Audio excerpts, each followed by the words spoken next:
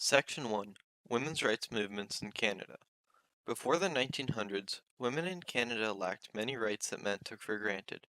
These included voting rights, equal opportunity for employment, reproductive rights, and even control over their own property when they were married. However, especially at the end of the 19th century, they began to enter the workforce in increasing numbers. During this time, women began to organize, and several women's organizations began to push for women's rights. This resulted in a single woman and widows being able to vote in some cities and provinces as early as the 1880s, and the formation of the National Council for Women in Canada in 1893, which was an organization that campaigned for women's rights such as the vote, better working conditions, and employment equality, as well as other social reforms. These campaigns for women's rights turned out to be largely successful. The vote was gained for women in federal elections and all provinces except for Quebec by 1920, around the same time women gained the vote in the United States. Additionally, by 1929, women were officially allowed to hold any federal office and were considered persons under the law. However, many women in the workforce worked in low-paying office and cleaning jobs, and although the percentage of female university students was slowly increasing, many women were seeking degrees in teaching or other traditionally female fields. By 1960, various other issues still persisted.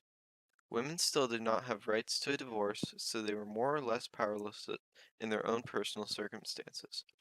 Additionally, abortions were still illegal, so women still did not have control over their own reproductive systems. There were also high rates of drug abuse, as many middle and upper class homemakers felt unfulfilled and not in control over their own personal circumstances. However, the amount of women in the workforce was still increasing, and political activism was on the rise throughout the 1960s. In 1966, the Committee for the Equality of Women was established, and it acted as an umbrella group that organized all of the various organizations that were campaigning for women's rights.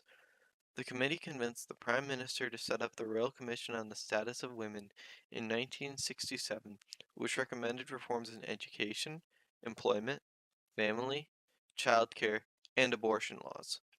Throughout the following years, the government implemented many of these reforms, hurried along by the National Action Committee on the Status of Women, or NAC, and the situation in Canada greatly improved for women, thanks to reforms such as the Constitution Act and the Charter of Rights and Freedoms.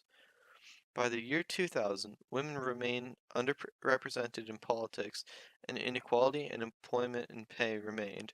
But other than those issues, women had mostly achieved equality through the political struggle and activism of many women's rights organizations. Section 2. Women's Movements in Latin America. Before 1945, small numbers of women were able to vote in Latin America, but the homemaker ideal was the most persistent throughout all Latin American countries. Blatant gender inequality was practiced almost everywhere, and as women began to join the workforce, inequality only grew. Additionally, it was difficult if not impossible to get a divorce, and women had very little control over their personal lives. Domestic violence and sexual harassment were rampant. These issues, among many others, caused a sharp increase in women's activism around the end of the Second World War in Latin America. However, the situation for women in Latin America did begin to improve. Thanks to the hard-working campaigning of many women's rights organizations, all Latin American countries had granted women the right to vote by 1960, although some politicians only agreed to give women the vote because they thought that having women voting for them would help their own political careers.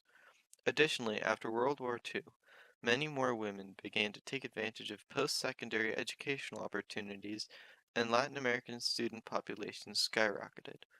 Many women who had joined the workforce also joined labor unions, which began to campaign for women's rights. Additionally, traditional protest tactics were employed by women's rights organizations, and many women took an active part in the numerous revolutionary and civil wars in Latin America. These factors also helped Latin American women to gain social and political equality. All this activism paid off for Latin American women. In 1975, the UN proclaimed that it was the Decade of Women, and Mexico City hosted a women's rights conference. This conference led to much Latin American legislation that promoted women's rights and led to decreases in violence against women, as well as the erosion of discriminatory family and labor laws. Some countries, such as Costa Rica and Chile, offered daycare for female workers, and discrimination in the workplace was reduced. Many women were also elected to political office, which contributed to further pushes for equality. However, there were some obstacles to achieving full equality. Some governments were unhelpful and instead promoted conservative ideals and refused to change. Some governments tried to increase the amount of women involved in politics through the use of quotas, but these programs were largely unsuccessful, as women were still excluded from positions of power, and in some instances, where almost no women ran for office.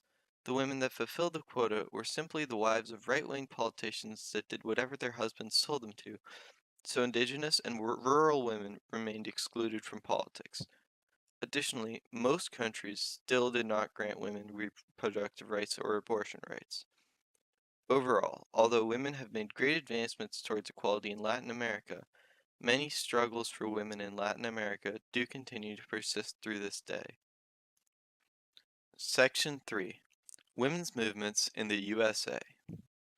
Before the 20th century, women in the USA were in a similar position to women in other places around the world. However, in 1920, they gained the right to vote, and the situation for women began to turn around. During the Second World War, the government encouraged women to join the workforce in order to fulfill the manufacturing needs of the U.S. military and declared equality of pay for men and women. However, the policy was rarely enforced, and most women made about 65% of what men did.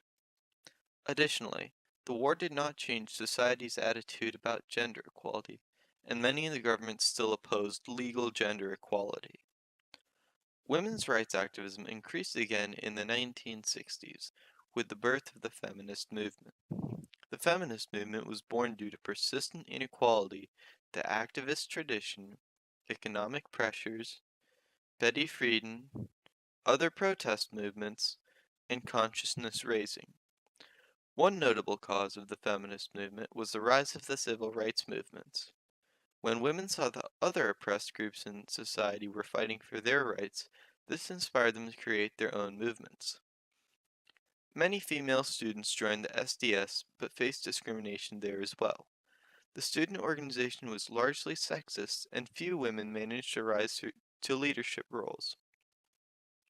In theory, the SDS was pro-women's rights, but in practice, many members of the SDS ridiculed women's issues, and the organization never really focused on these issues. This caused many female members of the SDS to leave the organization and migrate towards women's rights organizations. One of these organizations, the National Organization for Women, or NOW, had a large part in forcing the government to enforce Title VII of the 1964 Civil Rights Act, which banned discrimination on the basis of sex.